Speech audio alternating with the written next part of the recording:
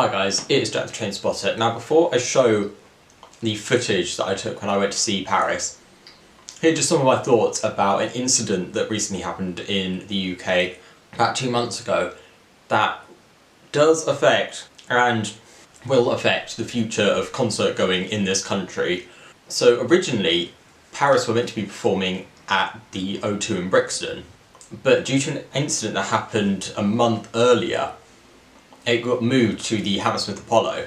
And the way that this sort of more affected me is that my standing area ticket got changed for a seat because there isn't enough capacity in the standing area at the Apollo. So if you do not know, recently at the O2 Academy in Brixton, a Nigerian Afrobeat artist was performing 3 dates which sold out. However, the demand for tickets was higher than the amount available, which led loads of people to sell and therefore loads of people buy fake tickets, and also tons of people who didn't get any form of ticket to push on the door and try and force their way inside, crush the people who are already inside and lead to the show to be cancelled. As a result, 2 people died and Brixton Academy has been commandeered until further notice, and all events there have now been cancelled by request of the Lambeth Borough Council because of safety concerns. And the first thing I really wanted to emphasise is that due to people's arrogant desperation to see an artist they like, it has had a massive effect on multiple different people, from the few thousand of us who wanted to see Pvris having to go to a different venue, and some of us having our standing area tickets changed for seating, which was a little bit annoying but utterly minimal and insignificant compared to the 2 people who died as a result of this crush and their families. So I've written a list down of all the people who get affected when really big events like this crush in Brixton happen. The people with such short-mindedness to buy a fake ticket or not even buy a ticket to see an artist they like and just go to the concert anyway probably don't think of. And so yes, me and everyone who wanted to see Pvris and other events at Brixton Academy that got cancelled, that's probably the bottom of the list. Relatively minimal. I still got to see Pvris. I just had to see them a little further west than I'd ideally like to because I live out east. The first group I have, like right at the bottom, is me and other London concert goers, not just having concerts rearranged, but also it's one less venue for us to go to watch concerts, and also for artists to perform at. Secondly is the performer Asaki himself, who tweeted out telling his fans, if you don't have a ticket, don't go, something terrible will happen. He was vindicated. That sort of situation where you hope they're not, but he was. The third group is also all of his honest fans who actually bought a ticket to see him on that third night. They paid full price for 2 songs if they got in. I read about a dad and his daughter who, look, oh, thank goodness they didn't even try to get in. They got to the Academy shortly after all this shit had gone down and avoided the deadly situation, but it means that they didn't get to see him perform despite buying a ticket. It is still the same day. I'm just back from my running club and in my pyjamas. So next further down this is where it gets more serious. Local Brixton businesses. Now most people only go to Brixton just to go to the O2 Academy there. It's a pretty creepy suburb that people generally only go to if they like the sort of style of place that Brixton is, and most people only go there to go see concerts. So that's a lot of traffic for a lot of the local businesses there. It's now just dried up, and considering everyone in the UK is being more precious with their money, a lot of them will close up. Now second from the top, I have people who work at the Brixton Academy, because they're all now definitely out of a job. It's not just like security staff, it's ticket checkers, cleaners, bar staff, backstage, they're all now out of a job, and it's going to be very hard for them to find a new job. Last and most poignant of the people affected by this, it goes without saying, it's the two people who tragically lost their lives. One of them, an honest fan who bought a ticket and has now left 2 children without their mother, and like the other person who tragically lost their life, a whole family and friends who've lost someone incredibly dear to them. And the other person was a member of the security team who wasn't engaging in the shady fake ticket scam. She was operating a sniffer dog, so trying to stop drugs and other dangerous substances getting into the concert. So actually working, she was actually working at keeping people safe there, as opposed to some of the people on tickets who were engaging in the illegal sale of fake tickets. You should be able to know how tragic this is. I do not need to hype up immeasurably traumatic this must be for both their families and their friends. Rebecca, the concert goer, she was in her early 30s. The security guard was in her late 20s. So many years ahead of them, gone. Both honest, well-meaning people. One just trying to do her job, an essential job. When you have concert goers that rowdy, you know drugs are going to get sneaked in somehow. Another person honestly bought a ticket, clear legitimate fan, not some arrogant selfish thrill seeker trying to break in. One of the things I found most striking when I was doing a bit of research about this situation on my way back home from the Pvris concert was it seemed like people knew something like this would happen. As I said earlier, Asaki tweeted saying people without tickets should definitely not show up. So he obviously knew that people would try to, and the security company themselves that failed to provide enough security on the day. They had 5 levels of security, with the top level being level 5, and they were specifically for dancehall and Afrobeat concerts because they said they were the most likely to have rowdy, violent crowds and loads of people buy fake tickets and turn up without a ticket. So already, fans of these 2 genres of music have a bad name. Security companies have noticed enough patterns to ramp up their numbers when a concert like that is scheduled, which again just tarnishes the reputation of those who actually bothered to buy tickets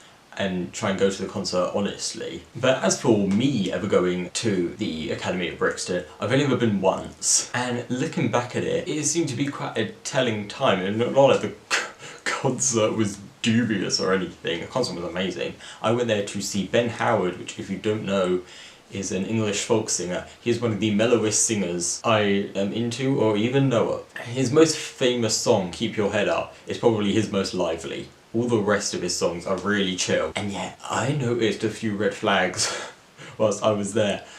And so clearly it was to do with the venue to an extent. I remember I got there about 10 minutes before the doors opened, but they had us all queuing more or less single file around the building. So it seemed like on the outside the crowd control was really good. And after about 15 minutes, we very quickly got through and I was by the door. And across the road from me, so across the road from the door, there were like 20 really shady looking men, all shouting, saying that they were selling tickets to see Ben Howard, the concert for which the doors had already opened, and they were still selling tickets. I think one of them even said they were doing resale tickets. Right in front of the security and everyone else going to the concert. I could tell it was shady as shit. But anyway, I got in. Most of the concert went by without incident, but behind me, since I got there quite early, I got like 3 people from the front. I got a brilliant view, but there were some people who must have got there later and had a bit to drink beforehand that tried to push their way to the front constantly through the concert, and then I think it was about 2 or 1 songs from the end, and there must have been 2 or 3 girls, one girl in particular, right behind me trying to push towards me to get past me, desperate for him to sing Time Is Dancing. Even after he left the stage, this girl was still screaming. And by this point she could walk past me because everyone else at the front with me was leaving to go home. Me being only 3 back, security were definitely able to see me, and this girl was taller than me, and I think a couple of the other girls behind me trying to push forward, desperate to see Ben a centimetre closer. If I remember correctly, all of them were taller than me, and yet security must have seen something and just didn't do anything, not even try and get their attention and talk to them. And so it does seem like this was coming. It was sooner or later that Brixton Academy was going to be commandeered, and it just happened to be a concert of a genre of music with mostly very rowdy fans that would eventually lead to it. But now on to the concert that was meant to be there but instead was at the Apollo. Pvris came out to Animal, which is one of their new songs.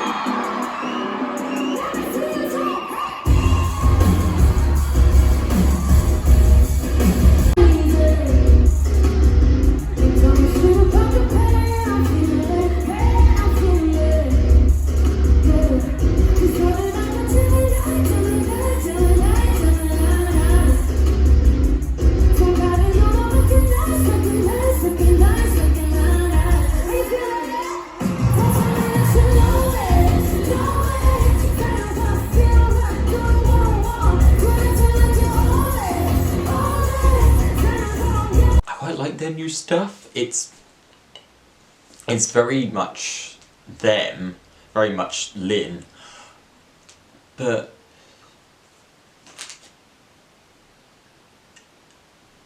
like sort of on and off, a lot more upbeat and positive. Not completely. She's still got sort of her typical dark theme. And it's still very much instrumentally them, but a lot of the lyrics, especially with Goddess, is a lot more positive. I really like that direction they've gone in. One thing I didn't get though is the plants either side of the stage. I know, I think it is on the cover to Animal or Goddess where she's got a bunch of plants with her, or it could have been as like a juxtaposition to their typical dark, sort of deathy tone that was especially prevalent on their third album, Use Me. But still, I just didn't get it. And like the flower, there weren't flowers, it was just like house plants, but they were covered by big black curtains during the support acts and then were released when Pvris came onto the stage. So as for the rest of the songs, they mostly sang from their third album, which kind of makes sense because it came out during COVID, so they couldn't tour it, and now they've finally been able to. And from their new album, they didn't sing Stay Gold, but they sang sort of all the songs from it you would expect.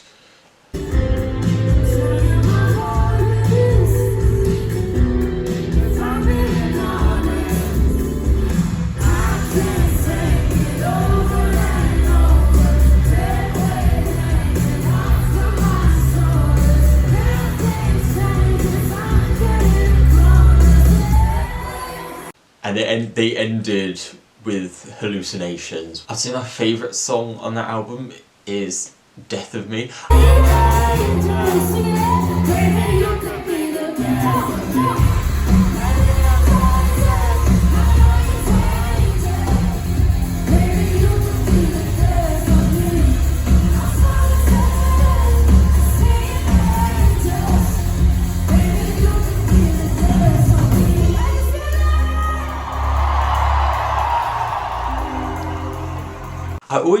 I always say like to try and not listen to sort of negative sounding music, but I feel like with Pvris, when the instrumentation is that poised and perfect, that one goes out the window. One thing I did notice about it being live, I definitely think the studio versions of their songs have a lot more oomph. It's much easier to layer all that instrumentation when you're producing it in the studio as opposed to putting it out on stage, because they all had live instruments on the stage.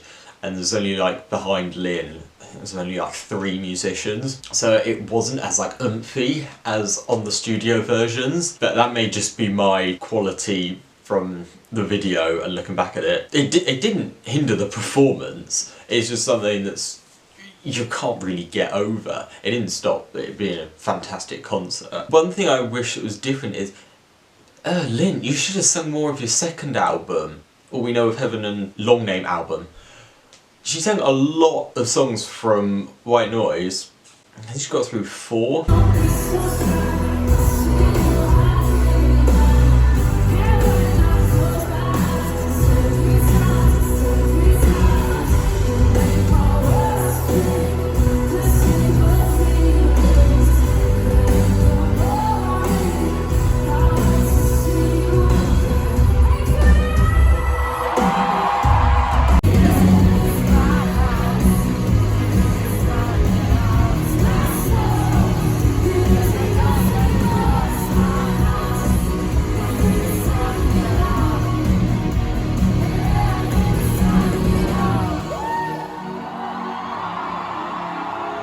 including You and I, which is one of my favourite Paris songs.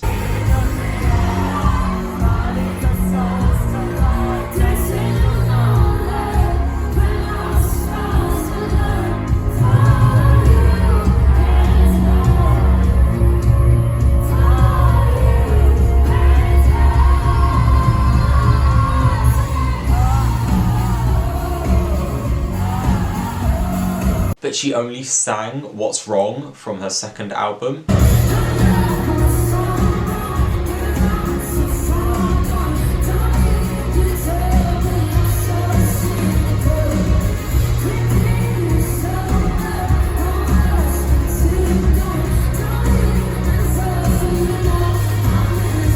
I wish she sang Heaven and Heart. Half is, I'll probably say, my favourite Paris song. I wish she sang that. I don't think it was a single, but it's a song that just speaks to me. I don't know why, I don't know how, it just does.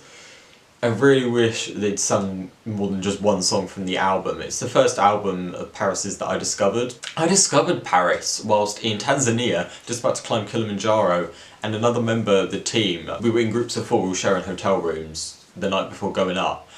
And he said, oh, I found out this really cool new band, and played the album, and that's how I found out about them. And I've been following Paris ever since. And it's just kind of a bit sad that when I finally get to see them live, there's only one song from it. So those are my views about the concert itself. It just made me realise that I did not make an end to this, and lazy me could not be bothered to do my setup. But yeah. Those are my thoughts on the concert. On to the next one.